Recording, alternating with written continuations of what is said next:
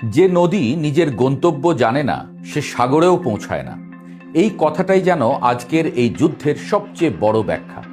কারণ একদিকে আছেন ডোনাল্ড ট্রাম্প, যার প্রতিটি সিদ্ধান্তে অনিশ্চয়তার ছায়া, আর অন্যদিকে বেনিয়ামিন নেতানিয়াহু, যার প্রতিটি পদক্ষেপ যেন বহুদিনের আঁকা মানচিত্রের উপর বসানো।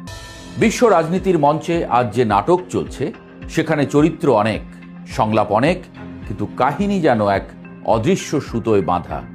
ইরান ইসরায়েল যুদ্ধকে আমরা অনেকেই দেখি শুধুমাত্র একটি আঞ্চলিক সংঘাত হিসেবে, কিন্তু একটু গভীরভাবে তাকালে বোঝা যায় এটি আসলে বহুদিন ধরে পুঞ্জীভূত এক বৃহত্তর পরিকল্পনার বহিঃপ্রকাশ, যেখানে কেউ অনিশ্চিত, কেউ দ্বিধাগ্রস্ত, আবার কেউ অত্যন্ত স্পষ্ট লক্ষ্য নিয়ে এগিয়ে যাচ্ছে।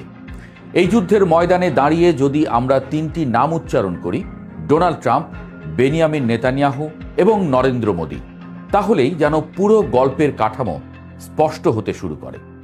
প্রথমেই আসি ট্রাম্পের কথায়। এই যুদ্ধের সবচেয়ে অদ্ভুত চরিত্র সম্ভবত তিনি।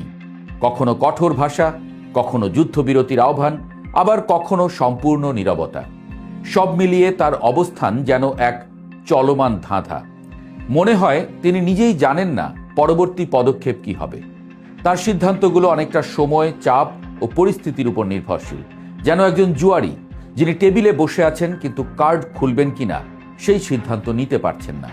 অন্যদিকে নেতানিয়াহু ঠিক তার বিপরীত। তিনি কোনো তাড়াহুড়ো করেন না, কিন্তু প্রতিটি পদক্ষেপ হিসাব করে ফেলেন বহু আগেই। তার রাজনীতি তাৎক্ষণিক নয়, বরং দীর্ঘমেয়াদী।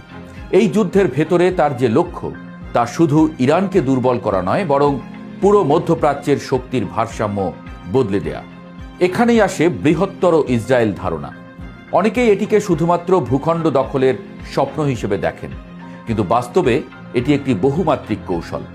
ভূখণ্ড দখল তার একটি অংশ, কিন্তু মূল লক্ষ্য হল প্রভাব, নিয়ন্ত্রণ এবং নির্ভরতা তৈরি করা।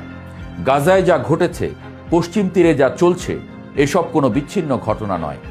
এক হিসাবে গত বছর গাজার জনগণকে তাদের আগের ছোট্ট ভূখণ্ডের মাত্র 12% জায়গার মধ্যে গুটিয়ে ফেলা হয়েছে।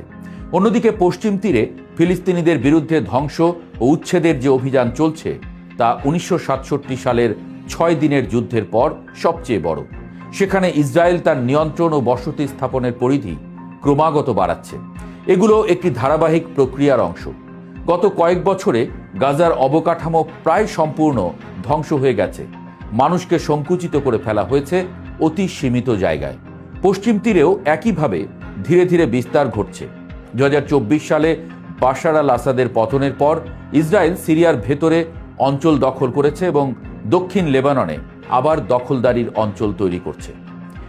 ইসরায়েলের সরকারে থাকা রিলিজিয়াস জায়োনিজম এবং জিউস পাওয়ার গোষ্ঠীর মন্ত্রীরা এবং লিকুদ দলের সংসদ সদস্যরা প্রকাশ্যে লেবাননে ইসরায়েলের সার্বভৌমত্ব ও বসতি স্থাপনের দাবি তুলেছেন। অর্থমন্ত্রী বেজালেল স্মোট্রিচ ইসরায়েলকে দামেস্ক পর্যন্ত বিস্তৃত করার কথা বলেছেন। নেতানিয়াহু নিজেও এই ধারণার সঙ্গে নিজের গভীর সংযোগের কথা জানিয়েছেন। তবে এই প্রেক্ষাপটে ইরান একটি বড় বাধা। কারণ ইরান শুধু একটি দেশ নয়, এটি একটি প্রতিরোধের প্রতীক, একটি ভারসাম্য রক্ষাকারী শক্তি। তাই ইসরায়েলের কৌশলগত চিন্তায় ইরানকে দুর্বল করা অত্যন্ত গুরুত্বপূর্ণ। যুদ্ধ শুরু হওয়ার আগেই নেতানিয়াহু যে পরিকল্পনার ইঙ্গিত দিয়েছিলেন, তা আরও বিস্ময়কর। নরেন্দ্র মোদীর সঙ্গে বৈঠকে তিনি যে ষড়ভুজ জোটের কথা বলেন, সেটি শুধু একটি সামরিক জোট নয়, এটি একটি ভূরাজনৈতিক কাঠামো। সেখানে ভারত, আরব দেশ, আফ্রিকা, ভূমধ্যসাগরীয় অঞ্চল সব কিছুকে একত্রে এনে একটি নতুন শক্তি কেন্দ্র তৈরি করার পরিকল্পনা রয়েছে, যার কেন্দ্রবিন্দু হবে ইসরায়েল। এই পরিকল্পনার আরেকটি দিক হল অর্থনীতি ও জ্বালানি। হরমুজ প্রণালী বা বাব আল মান্দাব, এই গুরুত্বপূর্ণ রুটগুলো যদি অস্থিতিশীল হয়, তাহলে বিকল্প পথ তৈরি করার প্রয়োজন হয়। আর সেই বিকল্প পথ যদি ইসরায়েলের মধ্য দিয়ে যায়, তাহলে পুরো অঞ্চলের অর্থনীতি এক প্রকার তাদের উপরে নির্ভরশীল হয়ে পড়ে। এখানেই বোঝা যায় যুদ্ধ শুধু যুদ্ধ নয়, এটি একটি অর্থনৈতিক এবং কৌশলগত পুনর্গঠনের প্রক্রিয়া। কিন্তু প্রশ্ন আসে, এই যুদ্ধ কি সত্যিই ইসরায়েল যুক্তরাষ্ট্রের যুদ্ধ, নাকি এর পেছনে আরও গভীর বাস্তবতা আছে?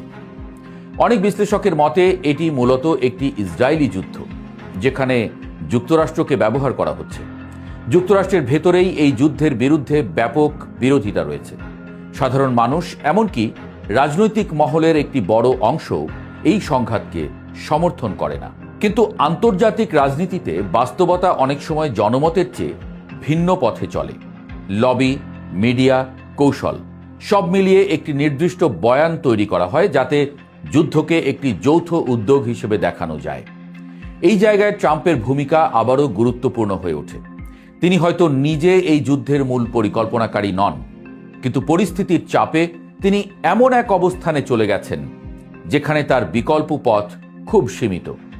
অন্যদিকে নেতানিয়াহু বহুদিন ধরেই এই সংঘাতের প্রস্তুতি নিচ্ছিলেন। তার জন্য এটি কোনো আকস্মিক সিদ্ধান্ত নয়, বরং বহু বছরের পরিকল্পনার বাস্তবায়ন। এই পুরো প্রক্রিয়ার মধ্যে সবচেয়ে উদ্বেগজনক বিষয় হল স্থায়ী যুদ্ধের মানসিকতা। ইসরায়েলের রাজনৈতিক ও সামরিক কাঠামোর মধ্যে এমন একটি ধারণা তৈরি হয়েছে যেখানে যুদ্ধকে একটি অব্যাহত প্রক্রিয়া হিসেবে দেখা হয়। কিন্তু ইতিহাস আমাদের একটি জিনিস শিখিয়েছে, অতিরিক্ত বিস্তার সবসময় ঝুঁকিপূর্ণ। একটি রাষ্ট্র যত বেশি নিয়ন্ত্রণ বাড়ানোর চেষ্টা করে তত বেশি প্রতিরোধের মুখোমুখি হয়। ইরান এই প্রতিরোধের একটি কেন্দ্রবিন্দু, কিন্তু একমাত্র নয়। পুরো অঞ্চলের মানুষ, বিভিন্ন গোষ্ঠী, এমনকি আন্তর্জাতিক মহল সব মিলিয়ে একটি জটিল প্রতিক্রিয়া তৈরি হতে পারে। তাই এই যুদ্ধের ভবিষ্যৎ অনিশ্চিত। যুদ্ধবিরতি হতে পারে, আবার ভেঙেও যেতে পারে।